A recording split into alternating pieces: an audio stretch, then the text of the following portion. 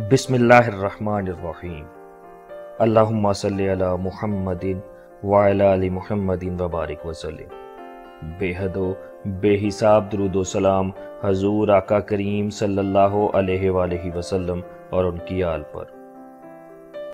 سامعین، ڈاکٹر غلام جیلانی برق بر صغیر کا عظیم دماغ تھے۔ یہ 1901 میں اٹک میں پیدا ہوئے۔ والد گاؤں کی مسجد کے امام تھے۔ ڈاکٹر صاحب نے ابتدائی تعلیم مدارس میں حاصل کی۔ مولوی فاضل ہوئے، منشی فاضل ہوئے اور ادیب فاضل ہوئے۔ سامعین، مزید ڈسکس کرنے سے پہلے اگر ابھی تک آپ نے ہمارے چینل صرف سچ کو سبسکرائب نہیں کیا تو ہمارے چینل کو سبسکرائب کریں اور ساتھ دیے گئے بیل کے آئیکن پر کلک کریں تاکہ آپ کو آنے والی ہماری ہر نئی ویڈیو کا اپڈیٹ مل سکے۔ سامعین، ڈاکٹر غلام جیلانی برق نے میٹرک کے بعد اسلامی اور مغربی دونوں تعلیمات حاصل کیں۔ عربی میں گولڈ میڈل لیا، فارسی میں ایم اے کیا اور 1940 میں پی ایچ ڈی کی۔ امام ابن تیمیہ پر انگریزی زبان میں تھیسس لکھا، امامت سے عملی زندگی شروع کی، پھر کالج میں پروفیسر ہو گئے۔ آپ کے تھیسس کو آکسفورڈ اور ہارورڈ یونیورسٹی نے قبولیت بخشی۔ اسلام پر ریسرچ شروع کی۔ 1949 میں پاکستان کی تشکیل سے 2 سال بعد دو اسلام کے نام سے مارکات الآراء کتاب لکھی اور پوری دنیا کو ہلا کر رکھ دیا۔ یہ کتاب نہیں تھی، ایک عالمی انقلاب تھا۔ 2 اسلام کے بعد 2 قرآن اور من کی دنیا لکھی اور اسلامی دنیا کے پیاسے ذہنوں کو سیراب کر دیا۔ سامعین، میں جب بھی 2 اسلام اور 2 قرآن پڑھتا ہوں اور آج کے پاکستان کی عدم برداشت، مذہبی تشدد اور مکالمے کا قبرستان دیکھتا ہوں تو سوچتا ہوں ماضی کا پاکستان دانش، برداشت، علم اور مکالمے میں آج کے پاکستان سے کتنے آگے تھا، تو میرا سر شرم سے جھک جاتا ہے۔ ڈاکٹر غلام جیلانی برق اور ان کا پاکستان کس قدر بالغ تھا، آپ یہ جاننے کے لیے 2 اسلام کا صرف ابتدائیہ ملاحظہ کیجئے۔ میں اس ابتدائیے کو چند جگہوں سے ایڈٹ کر رہا ہوں کیونکہ آج کا مسلمان ڈاکٹر برق کے مسلمانوں سے بہت پیچھے ہے۔ سامعین، ڈاکٹر صاحب جیسے دانشوروں اور مسلم سکالرز کی باتیں صرف ماضی میں ہی لکھی اور بیان کی جا سکتی تھیں۔ ہم لوگ آج ان کا تصور تک نہیں کر سکتے۔ کیونکہ آج کے مسلمانوں میں سب کچھ ہے، اگر نہیں ہے تو اسلام نہیں۔ سامعین، ڈاکٹر غلام جیلانی برق اپنی کتاب 2 اسلام کے ابتدائیہ میں کچھ یوں لکھتے ہیں۔ یہ سن 1918 کا ذکر ہے۔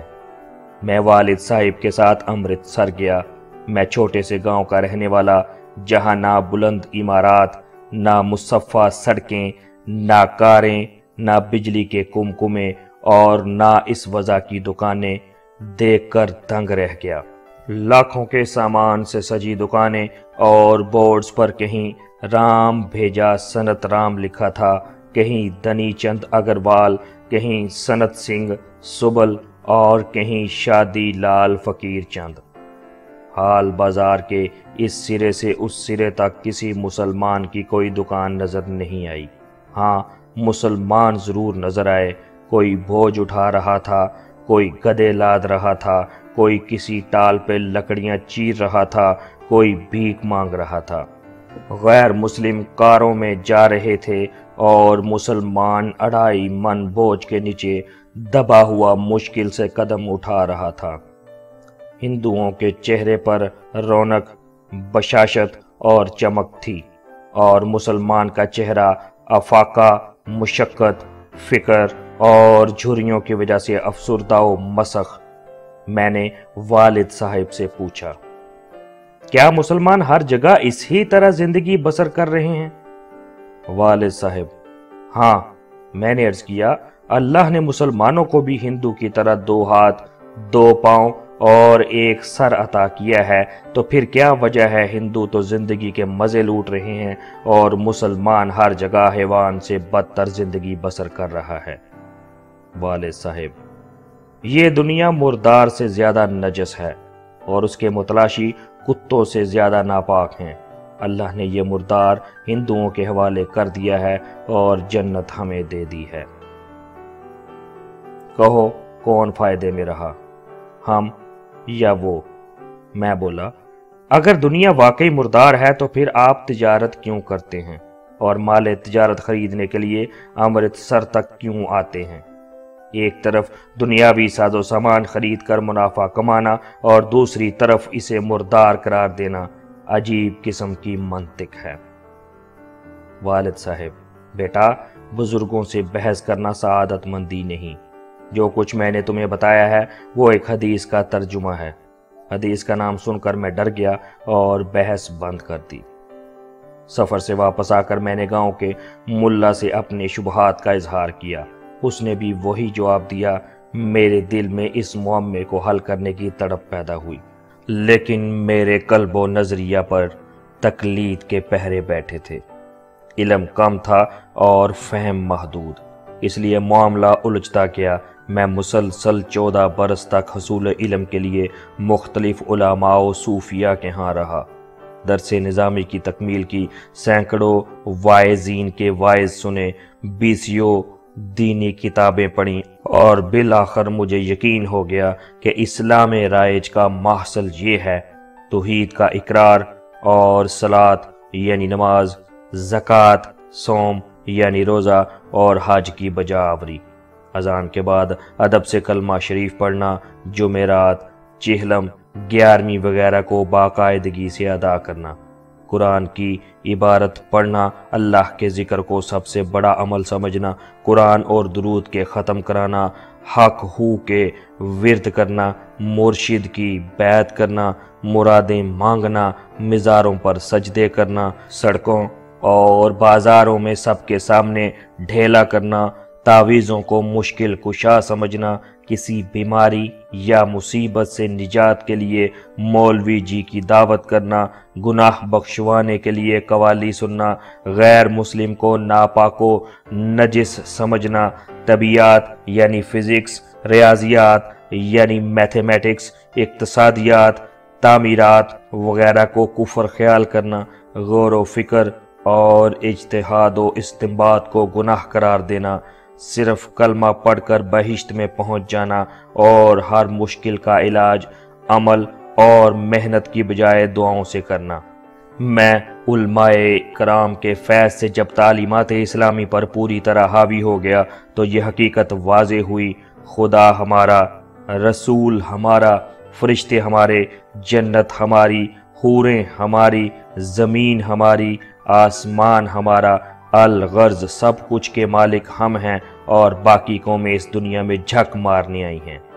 ان کی دولت، عیش اور تنعم محض چند روزہ ہے، وہ بہت جلد جہنم کے پست ترین طبقے میں اوندے پھینک دیے جائیں گے اور ہم کم خواب و زربفت کے سوٹ پہن کر سرمدی بہاروں میں حوروں کے ساتھ مزے لوٹیں گے۔ زمانہ گزرتا گیا، انگریزی پڑھنے کے بعد علوم جدیدہ کا مطالعہ کیا، قلب و نظر میں وسعت پیدا ہوئی۔ اقوام و ملل کی تاریخ پڑھی تو معلوم ہوا مسلمانوں کی 128 سلطنتیں مٹ چکی ہیں۔ حیرت ہوئی کہ جب اللہ ہمارا اور صرف ہمارا تھا تو اس نے خلافت عباسیہ کا وارث ہلاکو جیسے کافر کو کیوں بنایا؟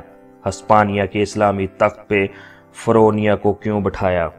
مغلیہ کا تاج الزبتھ کے سر پر کیوں رکھ دیا؟ Bulgaria, Hungary, Romania, Serbia, Poland, Crimea, Ukraine, یونان اور بلغراد سے ہمارے آثار کیوں مٹا دیے؟ ہمیں فرانس سے بیک مینی دو گوش کیوں نکالا؟ اور تیونس، مراکو، الجزائر اور لیبیا سے ہمیں کیوں رخصت کیا؟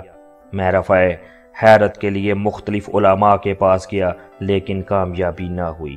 میں نے اس مسئلے پر 5-7 برس تک غور و فکر کیا لیکن کسی نتیجے پر نہ پہنچ سکا۔ میں ایک دن سحر کو بیدار ہوا، طاق میں قرآن شریف رکھا تھا۔ میں نے اٹھایا، کھولا اور پہلی آیت جو سامنے آئی وہ یہ تھی۔ ترجمہ: کیا یہ لوگ نہیں دیکھتے ہم ان سے پہلے کتنی اقوام کو تباہ کر چکے ہیں؟ ہم نے انہیں وہ شان و شوکت عطا کی تھی جو تمہیں نصیب نہیں ہوئی۔ ہم ان کے کھیتوں پر چھما چھم بارشیں برساتے تھے اور ان کے باغات میں شفاف پانی کی نہریں بہتی تھیں، لیکن جب انہوں نے ہماری راہیں چھوڑ دیں تو ہم نے انہیں تباہ کر دیا اور ان کا وارث کسی اور قوم کو بنا دیا۔ میری آنکھیں کھل گئیں۔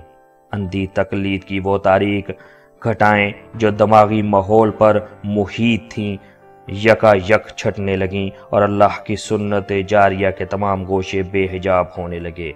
میں نے قرآن میں جا بجا یہ لکھا دیکھا: یہ دنیا دارالعمل ہے، یہاں صرف عمل سے بیڑے پار ہوتے ہیں، ہر عمل کی جزا و سزا مقرر ہے جسے نہ کوئی دعا ٹال سکتی ہے اور نہ دوا۔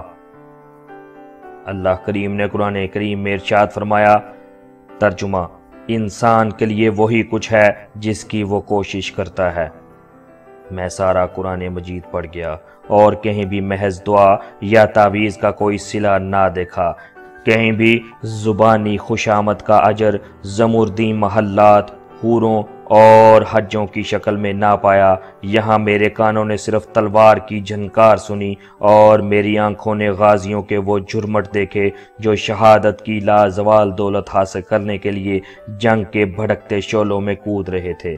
وہ دیوانے دیکھے جو عزم و ہمت کا علم ہاتھ میں لیے معنی حیات کی طرف با انداز طوفان بڑھ رہے تھے، اور وہ پروانے دیکھے جو کسی کی جمال جاں افروز پہ رہ رہ کر قربان ہو رہے تھے۔ قرآن مجید کے مطالعے کے بعد مجھے یقین ہو گیا مسلمان ہر جگہ محض اس لیے ذلیل ہو رہا ہے کہ اس نے قرآن کے عمل، محنت اور ہیبت والے اسلام کو ترک کر رکھا ہے۔ وہ اوراد و ادعیہ کے نشے میں مست ہے اور اس کی زندگی کا تمام سرمایہ چند دعائیں اور چند تعویذ ہیں اور بس۔ اور ساتھ ہی یقین ہو گیا کہ اسلام دو ہیں، ایک قرآن کا اسلام جس کی طرف اللہ بلا رہا ہے، اور دوسرا وہ اسلام جس کی تبلیغ ہمارے 80 لاکھ ملا قلم اور پھیپھڑوں کا سارا زور لگا کر رہے ہیں۔